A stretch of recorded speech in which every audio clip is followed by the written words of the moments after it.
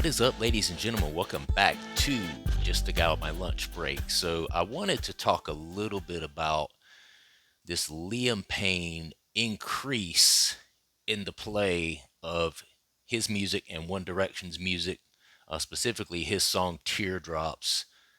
Plays have gone through the roof in recent days after his death. Now, there's an actual term for this called the death clause that is pretty consistent throughout the music industry and in music industry contracts stating that certain royalties after a person's death will get paid to that person's family at a certain percent, this, that, and the third. Now,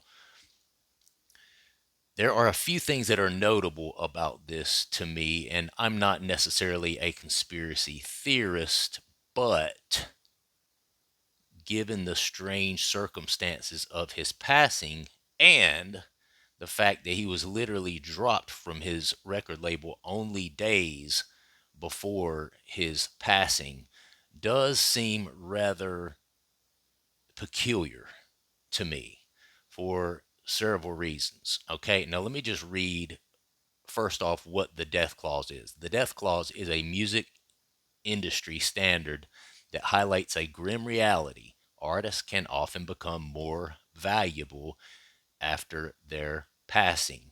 Um, I know for a fact this is true because when Michael Jackson passed away back in 2009, I was a huge Michael Jackson fan, especially as a child. When he passed away in 2009, I went and picked up some of his greatest hits album, and it rekindled my love for his music. And probably that whole year following his death, I listened to just about nothing but Michael Jackson. Okay. So this is a sad but true reality when it comes to the music business. A lot of times people just want to take a walk down memory lane, remembering that person's music. In some ways, it kind of helps them feel tied in with that artist again. If they were a fan before, helps them to kind of remember them in that way. But either way, the latest young member of the music industry to fall victim to this phenomenon is Liam Payne, a former member of the massively popular band One Direction. If you haven't heard the news, you might be living under a rock. But let's start with the background. The death of Michael Jackson in 2009. Believe it or not, I spoke out of turn.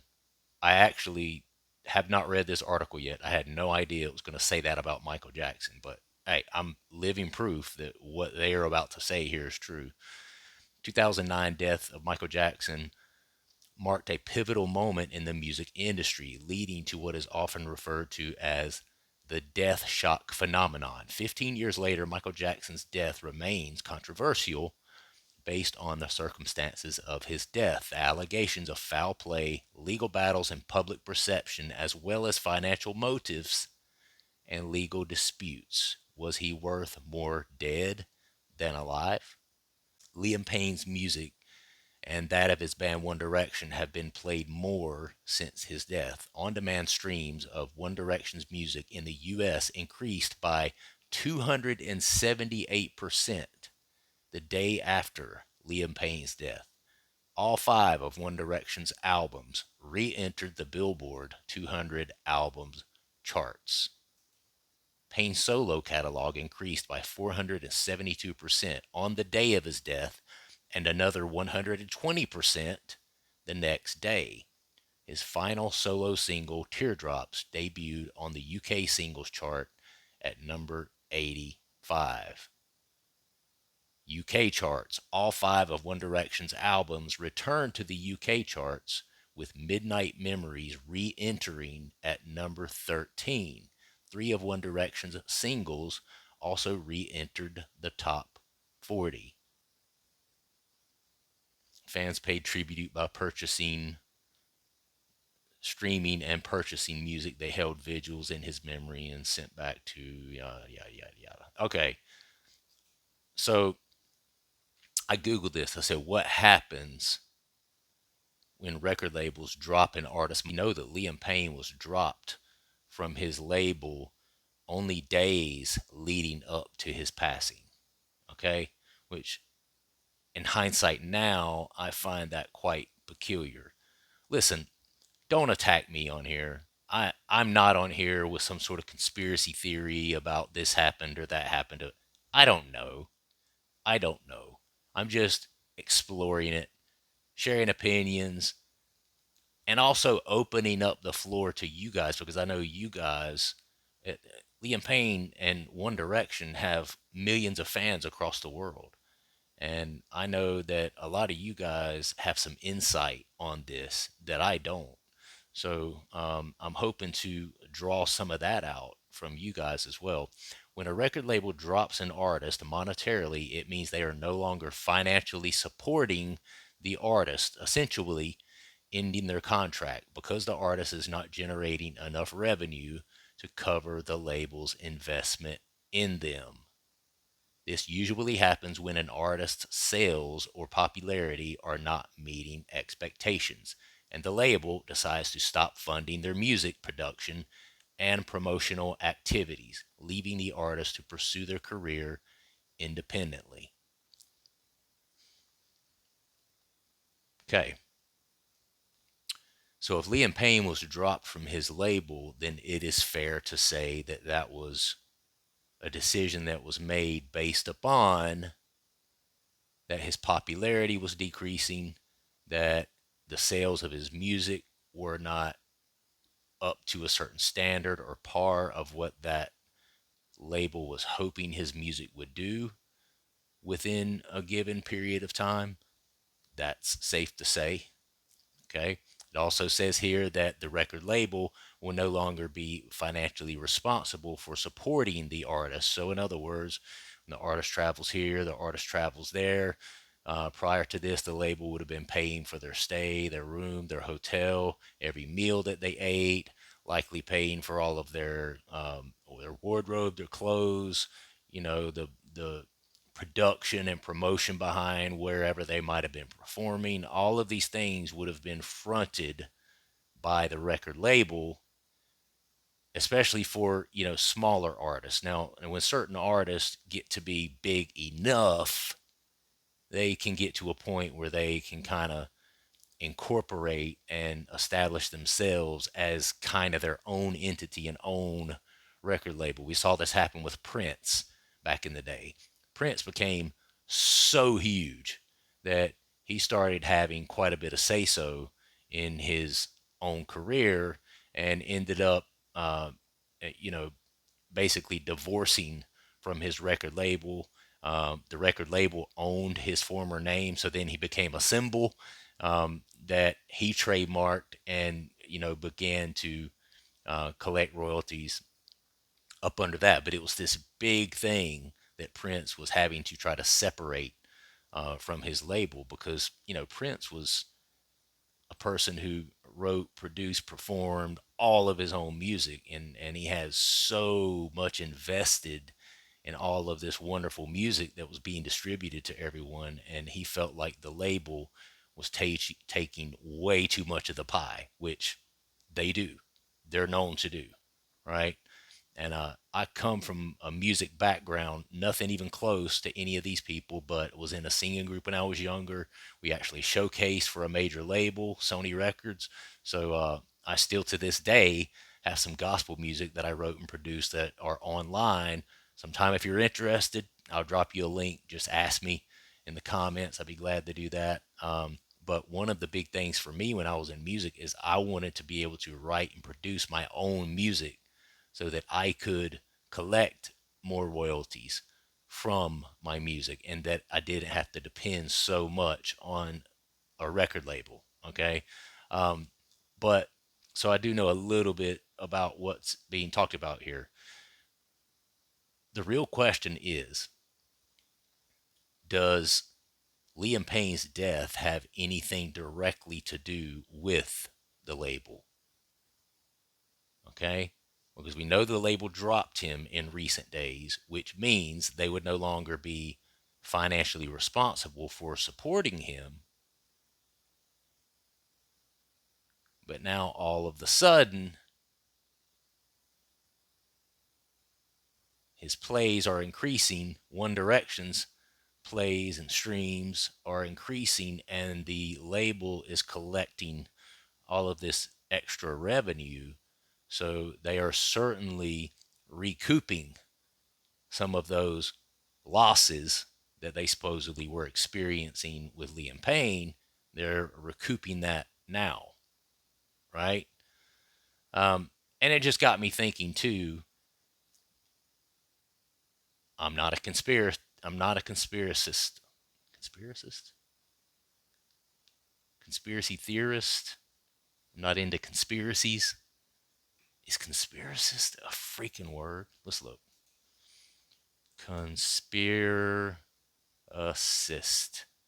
It is a word. Dag nabbit, I was right. I knew it. I had a feeling it was a word. I'm not a conspiracist, but the way these events happen chronologically does seem odd. Okay, he gets dropped from his label, which obviously is a result of his career, his album, his songs not performing up to the standard that the label was hoping. So they drop him. So they are no longer then responsible for supporting him as an artist. And then days later, he passes away in a tragic accident, which people still don't know exactly what happened. And now the songs are being played through the roof. And who is benefiting from that? The label, of course. I don't know. I don't know. Just throwing it out there, guys. Just throwing it out there. And I did ask the question because I started thinking, I know he has a son, and a family. And I have two children who I love to death. And I started thinking about, I wonder if his child is going to get anything from this, because that would be, in light of the fact that he's lost his father, that would be a great thing for the child and the family to be able to recoup some of this money, and especially this increase in sales since the passing. So I asked the question, do Liam Payne's family or kids get royalties from his songs now after he has passed away? And the answer was yes. Liam Payne's son, Bear Gray Payne, is expected to inherit music royalties from his father's solo career and time with One Direction. Bear is also expected to inherit other assets from his father's estate, including earnings from brand partnerships. Payne, a former member of One Direction, had an estimated net worth of $70 million at the time of his death. In a 2022 interview, Payne said that he wanted his net worth to go to Bear and that he had several companies that Bear could run or sell. Okay, I don't have a point here, guys. I just, I've seen some headlines, a couple of headlines here and there, and it just got me thinking. Obviously, the music business is a very dog eat dog um, sort of place, and this would not be the first time that there has been suspected foul play with a musical artist. You know, including Prince, including Michael Jackson. Not to really put Liam Payne on that same playing field, certainly not as a solo artist, but One Direction was absolutely huge. Okay, and One Direction, their streaming and plays have and revenue since Liam Payne's passing have absolutely gone through the roof as well. So it is relevant. Um, so I'm not saying anything is anything, but what do you guys think about this? What do you guys think? What are your theories on this? He's dropped by his label. A few days later, he passes away. Obviously, his passing has substantially increased revenue for the record company. So they increase revenue first through dropping him from the label. And then once he passes, then they continue to increase revenue as a result. of his passing, and as a result of fans across the world streaming and listening to the music more often. What do you guys think about this? You think this has anything to do with it?